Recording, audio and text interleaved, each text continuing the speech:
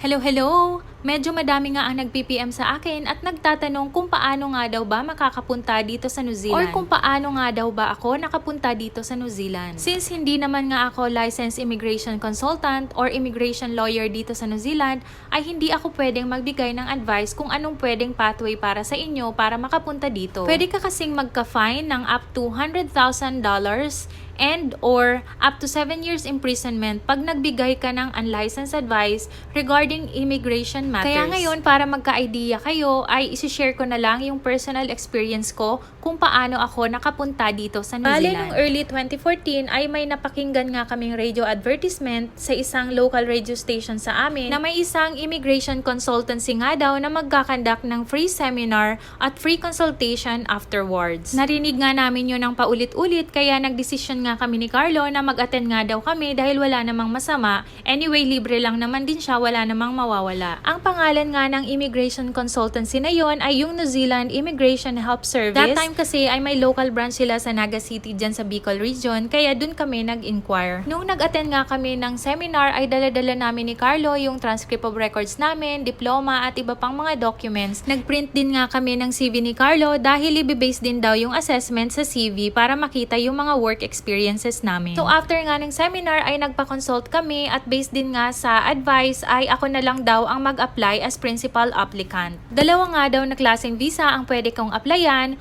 Una yung Silver Fern Job Search Visa at yung pangalawa ay yung Working Holiday Visa. Ang Silver Fern Job Search Visa allows overseas migrants to come to New Zealand for 9 months and look for a better employment opportunity without any prior job offer. Ang Silver Fern Visa ay pwede sa mga individuals between 18 to 35 years old. Kaso itong klase ng visa na to ay permanently closed na siya as of 31st of October 2021. Yung second option naman ng visa ay yung Working Holiday Visa. Ang Working Holiday Visas naman ay available to young people, usually age 18 to 30, but 18 to 35 in a select few countries. Ito namang visa na to ay pwede kang mag-travel and at the same time work in New Zealand for up to 12 months. Since nga that time ay 27 years old pa lang ako, kaya pwede ako mag-qualify sa dalawang visas na to. So moving forward, nung November 2014 or parang October 2014 yon ay in-apply na nga nila ng Silver Fern Visa yung application ko.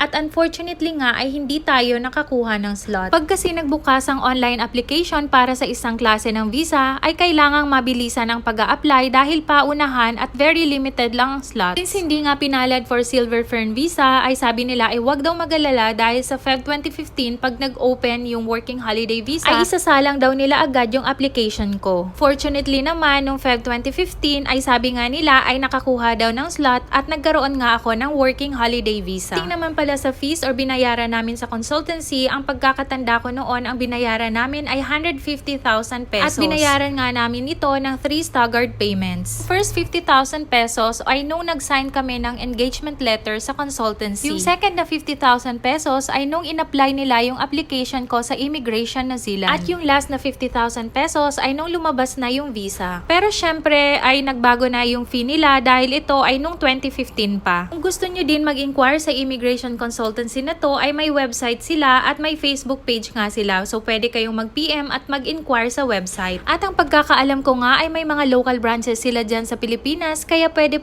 talaga kayong mag-inquire. So since nga may visa na ako nung Feb 2015 ay nung April 2015 nga ay bumiyahe na nga ako papuntang New Zealand. Ang pagdating ko nga sa New Zealand since very limited lang yung budget ko kaya kailangan ko na talagang makahanap ng work. Ikukwento ko sa inyo yung journey ko sa paghahanap ng work kung nahirapan ba ako or hindi sa mga susunod na vlogs. So nung July 2015 nga ay nakahanap na nga ako ng work at fortunately nga ay isinuport nila yung visa ko. Kaya yung Working Holiday Visa ko ay na-convert na to Essential Skills Work Visa. Nung in-apply ko nga pala yung Essential Skills Work Visa ko ay inabot nga yung processing ng ilang buwan. Kaya nag-grant lang siya nung December 2015. Kaya nung nag-grant na nga yung Essential Skills Work Visa ko ay pwede ko na ngang sponsor sila Carlo and Clay. Kaya nung January 2016 ay nag-apply na nga ng visa sila Carlo and Clay. Since nga silang dalawa ay parehas co-dependents, ang visa na in-apply ko para kay Carlo ay yung partnership visa at yung kay Clay naman ay yung dependent child student visa. At last year nga, nung August 2022 ay nakuha na namin yung residence visa. Last year lang nga namin nakuha dahil sobrang dami ng delays like immigration policy changes na nag-cause ng mga decline sa visa applications namin. Tapos dumating pa nga yung yung COVID. Kaya ang dami talagang delay sa visa processing. Sa mga susunod na vlogs ay ikukwento ko sa inyo kung ano ba yung mga naging challenges namin dito sa New Zealand at kung paano ba namin ito na-overcome. So I hope na-inspire kayo at may natutunan kayo sa vlog natin today. See you again next time. Bye!